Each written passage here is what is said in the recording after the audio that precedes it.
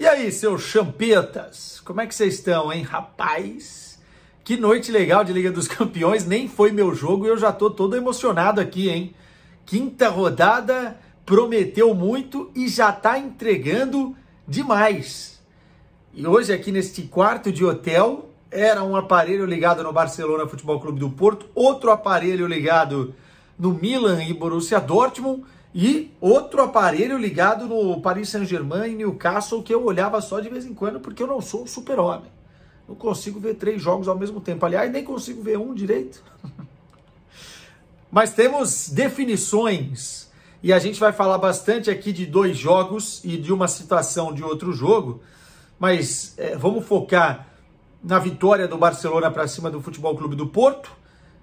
Na vitória heróica, histórica e de classificação do Borussia Dortmund para cima do Milan em pleno San Siro. E também vamos falar do empate do Paris Saint-Germain com o Newcastle, que tem polêmica. E nós vamos falar aqui, vou dar minha opinião, se foi pênalti ou não foi pênalti. Enfim, likezinho na tela, já vai lá, ó. Vou parar e vou ver vocês, vai. Deu like? Deixou o like? Não deixou o like? Desgraçado, deixa o like, comentário e também se inscreve no canal. Quem não for inscrito, first things first, como diriam os ingleses. Vamos começar com as coisas mais importantes, que pelo menos para mim é um pouco mais importante no sentido de cobertura do futebol português. O Futebol Clube do Porto perdeu para o Barcelona de 2-1. E eu já começo dizendo que, ao contrário do primeiro jogo no Estádio do Dragão, onde o Porto, na minha visão, mereceu uma sorte melhor, mereceu inclusive vencer o jogo, nesse duelo especificamente em Barcelona, o Barcelona, pelo conjunto da obra, pelo jogo em si, tanto primeiro quanto na segunda etapa, mereceu ganhar do Porto. Vou falar o que é verdade, e muito por conta do que aconteceu na segunda etapa. Mas vamos por partes, né? Começar pelo primeiro tempo. Eu gostei da postura do Porto em alguns aspectos e não gostei da postura em outros. Acho que o Porto deu muitos espaços para o Barcelona em alguns momentos, especialmente no meio-campo e deixando jogadores de beirada, né, os laterais do Porto, no mano a mano toda hora com jogadores do Barcelona. Do lado direito, o Rafinha. Do outro lado, você tinha uma combinação João Cancelo e João Félix. E eu acho que o Porto poderia ter reduzido melhor os espaços. Mas no primeiro tempo em si, o Porto encaixou um bom jogo. Ora pressionando a saída de bola do Barcelona, não deixando o Barcelona sair com facilidade. E isso gerou algumas oportunidades para o Porto, porque o Barcelona não conseguiu fazer o tic-tac para sair da pressão e acionar os seus homens lá da frente. Muitas vezes perdia a bola ou rifava a bola, ou jogava a bola para a lateral e o Porto recuperava a posse de bola. Essa marcação alta, em alguns momentos do jogo, foi muito importante no primeiro tempo. E depois, quando o Barcelona conseguia fazer a transição e passar com a bola do meio campo, o Porto conseguia, de uma certa forma, tirando esses espaços que dava, de uma certa forma, recuperar e sair em velocidade, explorando as costas da defesa do Barcelona, por conta dos seus laterais, né, que são muito ofensivos, e especialmente do lado do João Cancelo, tinha muito espaço para o Porto correr. E o Porto fez isso bem. Tanto que até os 30 minutos, chances para os dois lados e tal, mas o Porto abre o placar com o PP, tirando a zica, né? Primeiro gol do PP na temporada, se eu não estou enganado. Precisava, tanto que ele sai descarregando assim, né? Uma boa concatenação ali de ideias. O goleiro do Barcelona ainda faz uma defesa e o PP no rebote faz 1-0. E o gol saiu cedo, né? Diante do que foi o jogo. Aos 30 minutos, o Porto com 1-0, a gente esperava que o Porto fosse ser mais inteligente, se fechar e continuar explorando um pouco mais compactado essas transições ofensivas nas costas dos jogadores do Barcelona. Só que 2 minutos depois, a individualidade faz diferença. E aí a gente vê, em vários momentos do jogo, o quão é importante você ter jogadores de qualidade. Se o Barcelona não tem um time hoje, porque o Xavi ainda não conseguiu dar uma cara para esses jogadores, não conseguiu imprimir um estilo de jogo que agrade o torcedor e que também faça o Barcelona ser mais efetivo em determinados momentos da partida, em vários momentos da partida, o Barcelona tem as individualidades. Não é à toa que foi buscar Gundogan, não é à toa que foi buscar João Félix, não é à toa que foi buscar João Cancelo, não é à toa que tem Lewandowski, que enfim, tem suas individualidades. E quando uma delas resolve jogar e resolver, já é muito difícil por outro lado, ainda mais você tendo jogadores de marcação de beirada de campo pouco efetivos, como são o Zaidu e também o João Mário. O Porto sofreu logo em seguida o gol, estou só conferindo, acho que foi aos 32, né? Exatamente, aos 32 minutos o Porto sofreu o gol, e uma bela jogada do João Cancelo, né? Deixou o João Mário sem pai nem mãe, acertou um chute indefensável para o Diogo Costa, e o João Cancelo chamou a responsabilidade do jogo. Foi o melhor jogador em campo. O Porto depois ainda teve outras oportunidades no primeiro tempo. O Barcelona, logo depois do gol, cresceu e quase também já fez o segundo com o João Félix, mas o resultado foi para o intervalo empatado, né? O jogo empatado. E aí eu imaginei que o Porto iria voltar com a mesma consistência e mais compactado, que o Sérgio iria acertar ali algumas coisas, só que quem volta muito bem é o Barcelona. E mais uma vez, o João Cancelo e o João Félix, numa tabelinha ali rápida, fazem a diferença. Cara, quando você tem individualidades desse nível, eu sei que muita gente acha o João Cancelo às vezes sumido em alguns jogos, e preguiçoso e tal, e ruim na marcação, e o João Félix fazia tempo que não fazia um gol e tal, mas, cara, essas individualidades fazem a diferença, e no final os portugueses mataram os outros portugueses, né? Aliás, as crias do Benfica acabaram, ironicamente, fazendo a diferença, e o João Félix fez o 2-1, e poderia ter feito mais o Barcelona. O Porto ainda teve uma outra chance no segundo tempo, mas foi um segundo tempo muito abaixo do Porto. O Zaidu mal, aliás, o Zaidu recebia invertidas de bola e não conseguia fazer o domínio para explorar o campo em velocidade. É um jogador muito limitado. Esse é um dos problemas do Porto. O Taremi não é nem de longe... O Taremi já não era brilhante na temporada passada ou nas últimas temporadas. Só que ele era mais efetivo. O Taremi, nessa temporada, depois que quase saiu, não rende mais do jeito que rendia antes. O Taremi não faz gol. O Taremi perde bolas fáceis, o Taremi não consegue fazer a parede. O que o Taremi faz bem é uma coisa que é vincar a posição ali, segurar a marcação e apertar a saída de bola, né? Naquele jeitão dele grandalhão, às vezes até estabanado, mas conseguindo dar o abafa e conseguindo complicar a saída de bola, sendo importante nesse quesito. Mas é muito pouco para um centroavante do Porto. É muito pouco para um centroavante do Porto.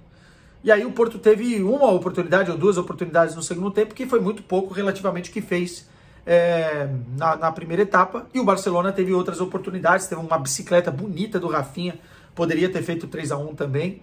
Então acho que o Barcelona mereceu ganhar. Se a gente pegar as estatísticas, estou de olho aqui, o Barcelona teve mais posse de bola, o Barcelona teve mais chutes no gol, o Barcelona teve mais chances e pelo segundo tempo mereceu vencer o jogo. E com isso o Barcelona, olhando agora para o grupo, se classifica com 12 pontos, muito provavelmente na primeira colocação, e o Porto vai decidir em casa contra o Shakhtar Donetsk.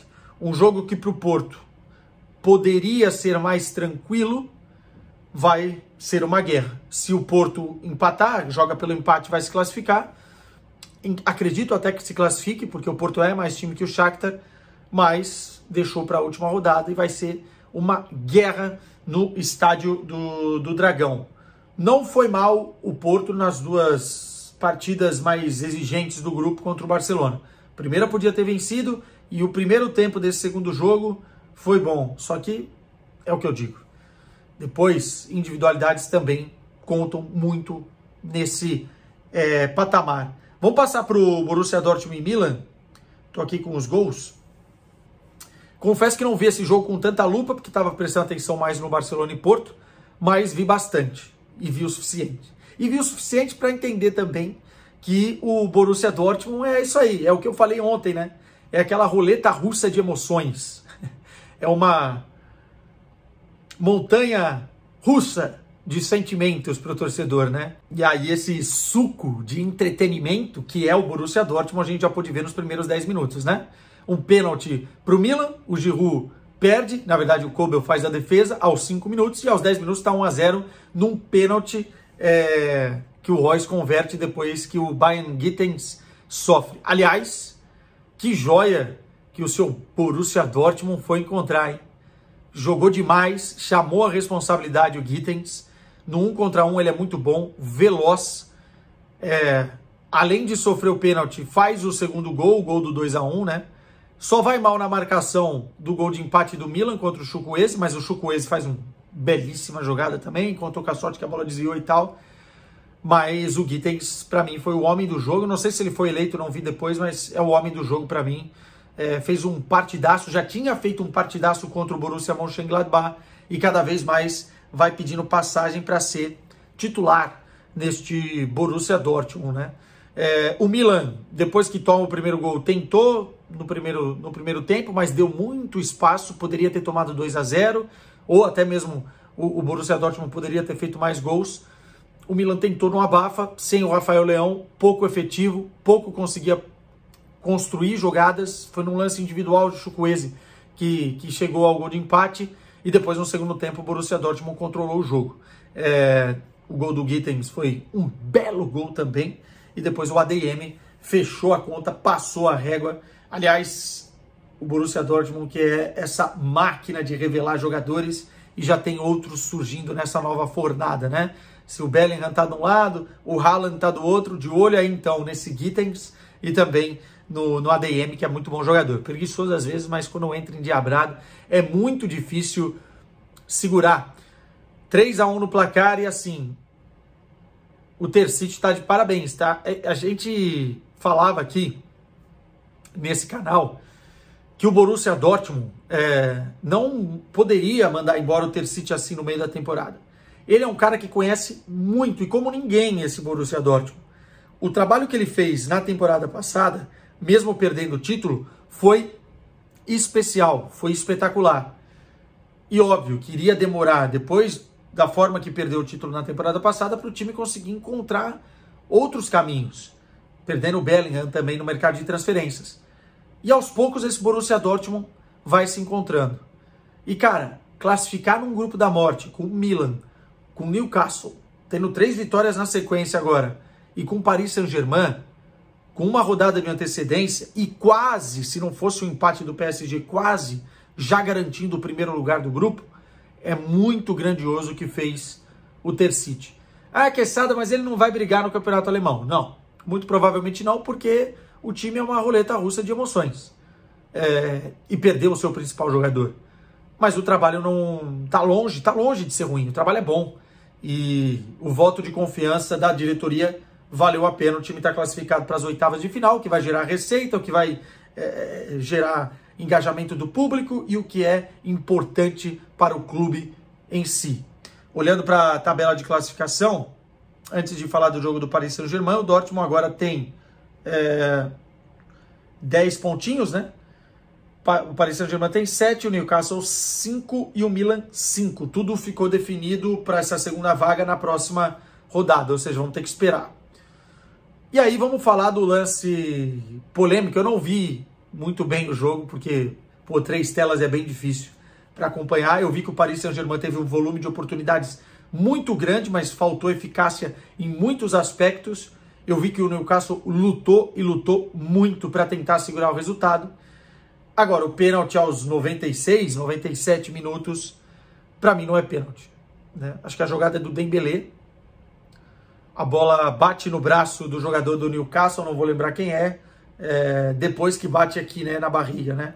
Então ela bate aqui, o cara tá fechando no movimento natural do corpo, o cara tá fechando o braço, bate primeiro na barriga e depois no braço.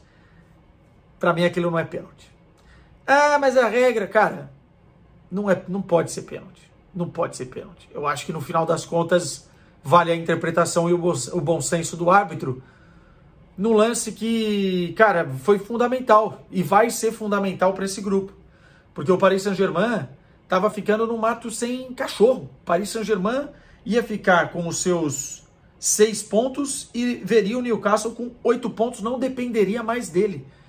E jogaria com o Borussia Dortmund já classificado, mas se o Newcastle vencesse do Milan, não dependeria mais dele. E aí, 1-1, gol do Mbappé.